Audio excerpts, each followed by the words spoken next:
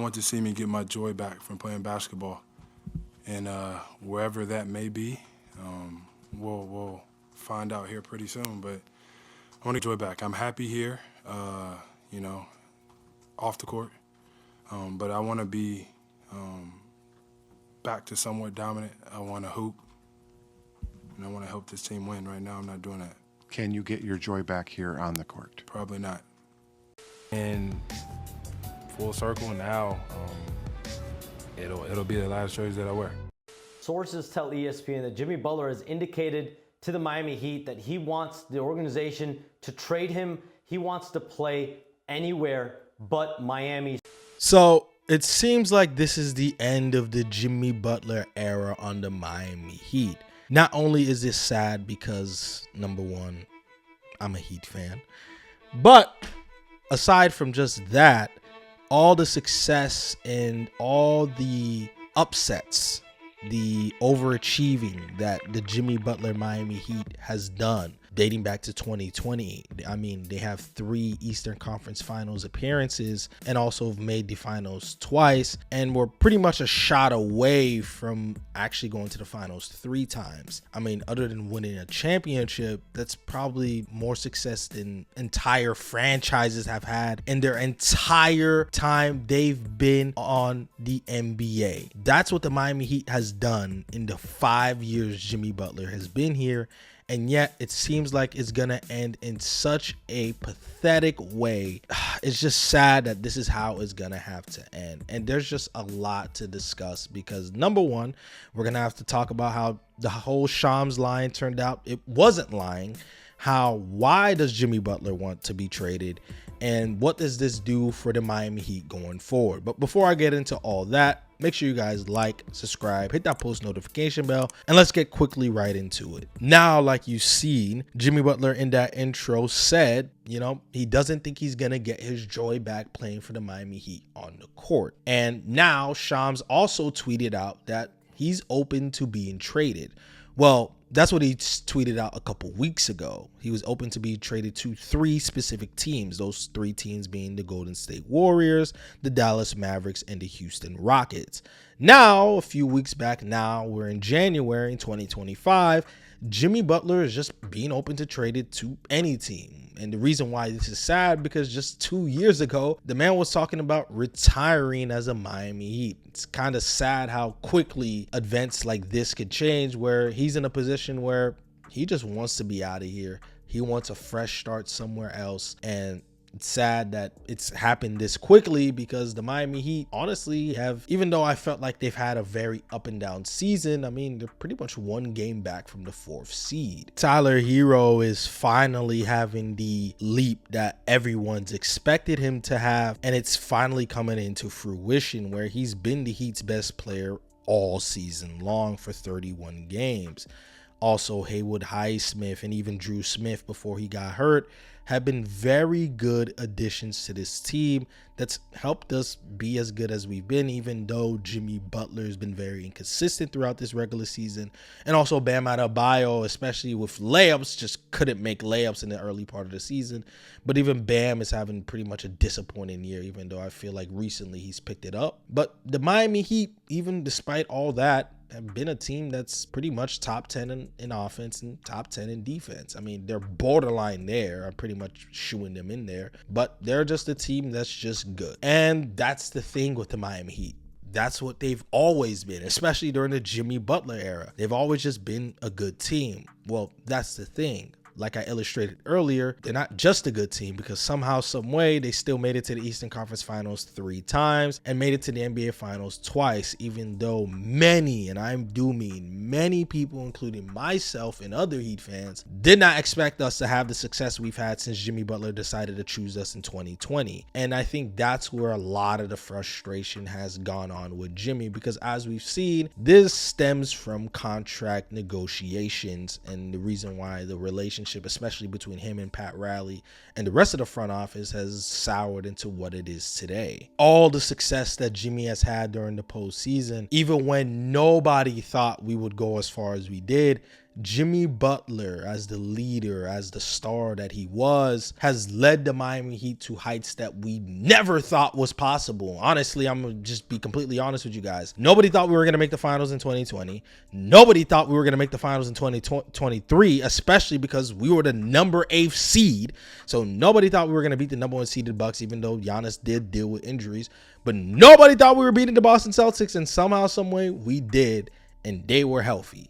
And we beat them and got to the NBA Finals. Now, nobody thought we were going to win it, and obviously we didn't, but because they played juggernauts. They played LeBron James and Anthony Davis in 2020, and then they played what largely a lot of people consider to be the best player in the world in Nikola Jokic in the NBA Finals. So in these NBA Finals, Jimmy Butler went against juggernauts. And what were the teams that he had? I mean, he had pretty good teams. You had Bam Adebayo, you had Max Strus. Like, as you see, I'm getting hard into naming more players that are actually good players that contributes at a high level. Now, the Miami Heat were going to the NBA Finals with rosters that honestly, they had no business in going to the NBA Finals. So yes, I completely understand the frustration that Jimmy Butler has, because I've done all this for the franchise and I can't get a contract extension for the next 2 or 3 years. Honestly, I completely understand him wanting a trade, dealing with some of the things that Pat Riley has said publicly. Honestly, I want out of here. Even though a couple of years ago, he said he wanted to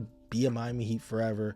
It looks like he's changed his mind. He's literally said he's open to being traded anywhere. He literally wants to be on 29 other teams, even though this is the third best the Heat has ever been. This era has been the third best we've ever been in franchise history. And yet Jimmy Butler wants out of here after all the success he's done. Now, again, I want to be as objective as possible because that's why I'm talking about Jimmy in this light. Now, I also understand the front office and Pat Riley. And to be very blunt, Pat Riley doesn't have a lot of control as a lot of people make it out to be. Honestly, how much control do you guys really think Pat Riley has? It's not like how it was back in the day. There's more people that makes decisions that are more important than Pat Riley in the front office at making those decisions. So it's not all Pat Riley, it's other people who's not being mentioned and I'm not going to mention. But Jimmy Butler is 36 years old. He's only going to get older from this point on. Do I want to pay Jimmy Butler, who, let's be 100% honest, is inconsistent during the regular season? He's constantly missing games. Jimmy Butler has yet to play over 65 games since he's been on the Miami Heat. The closest he's ever been was 64. If we put the new rules that we have in today and place them back when Jimmy Butler joined in 2020, the All-NBA seasons Jimmy Butler had would be taken away because he wouldn't have met them because of the games played. So Jimmy Butler misses a lot of games. He's already missed 10 games this season. He's only played 21 games this year. Now, so we're having to deal with what we would consider a star player, and what the Miami Heat wants to be a superstar. Not only is a superstar missing a lot of games during the regular season, he's very inconsistent during the regular season. I mean, there's been many stretches in the past years where I've said Tyler Hero's been playing better than Jimmy Butler during the regular season. Objectively, Bam Adebayo has had better regular seasons than Jimmy Butler. This guy is supposed to be your superstar. I mean, during the playoffs, we've seen Jimmy Butler can turn it up. He can turn it on. He can have playoff series where he's absolutely carrying the Miami Heat past juggernaut level teams. And yet that's not really what he is during the regular season. That's why a lot of people doesn't really rank Jimmy that highly, because in the regular season, it's like, man, in the playoffs, you're an entirely different player than what you are consistently during the regular season. And partly that's why the Miami Heat don't finish as far as they do in the regular season standings as a lot of people expect, because Jimmy Butler doesn't play as many games. I mean, one season we did finish as the number 1 seed during the 22 season. But other than that year, we've been the 4th seed, we've been the 6th seed, and we've been even the 8th seed. We've played in the play-in. We've been the 7th seed also. We've been in the play-in many times. We've been the 6th seed. And now currently we're on track to be the 5th seed. So we're not going to be top 3 again. We've only been top 3 one season. Part of the reason why they don't want to pay Jimmy is because honestly, he's very old. And number 2, because he's that old, honestly, do we really want to commit this amount of money, $40+ million, to a star player that's only going to age, who already is going to miss at least 20+ games in the regular season? Do we really want to pay that guy? I also understand it from the Miami Heat's perspective, but here is the issue that I'm having. All right, Jimmy wants to be traded. Jimmy even said he's open to being traded to all 29 teams. Now that opens up the pool for you to look at and try to talk to as many teams as you want, right? Because Jimmy Butler said he can make any team a contender. Those are words he said. Now that Jimmy Butler has said he's open to being traded to 29 teams, that means a lot of teams are going to want Jimmy Butler, honestly, because they still value what he's going to provide to you as a player. But the issue is this. The Miami Heat are over the first apron. And if you don't know what I'm talking about, the NBA has a system where there's a second apron and there's a first apron. Now, you can make a certain amount of money in the salary cap, but once you're over the luxury tax and once you're over a certain amount, that means you'll be over the first apron. If you go over a certain amount that's even higher than the first apron, then you'll be in the second apron. A team in the second apron, for example, is the Phoenix Suns, who are in a position where they can't do trades, they can't sign people on MLEs, and many other things that prohibits them from making changes to the roster. They're going to have to go into the roster. The team that they have during the offseason, during training camp, that's pretty much the team that they're going to have throughout that whole regular season because they're over the second apron. Thankfully, the Miami Heat are not over the second apron, but they are over the first apron. And that gives them actual value, but also puts them in a position where it's hard to trade Jimmy. Jimmy Butler makes $49 million a year. And according to the first apron, a team that wants to trade for a player like Jimmy for a team that's over the first apron, you actually have to match that salary pretty much to the dollar. So if a team wants to trade for Jimmy Butler, they're going to have to, number one, acquire players that match that salary. So number one, finding players that amount to $49 million isn't that easy. Honestly, it's not, because number one, a team's gonna have to think, okay, if we want Jimmy Butler, we're gonna have to give up assets that, number one, match that $49 million, and giving up those assets for a 36-year-old who's gonna miss plenty of time during the regular season. And is he going to still be healthy enough and impactful enough to help us actually compete during the playoffs? Those are question marks teams are going to have. I mean, Shams said it in his report. The Heat have talked to multiple teams, but they haven't really made a lot of progression. And a lot of that, I think, is because of this being over the first apron. Your team is going to have to match this $49 million. For example, if you look at this trade for the Dallas Mavericks, because initially those were one of the teams that Jimmy Butler wanted to be traded to. Look at how much the Dallas Mavericks has to give up for Jimmy Butler. The Dallas Mavericks are one of the deepest teams in the NBA, and their pride and joy is that depth.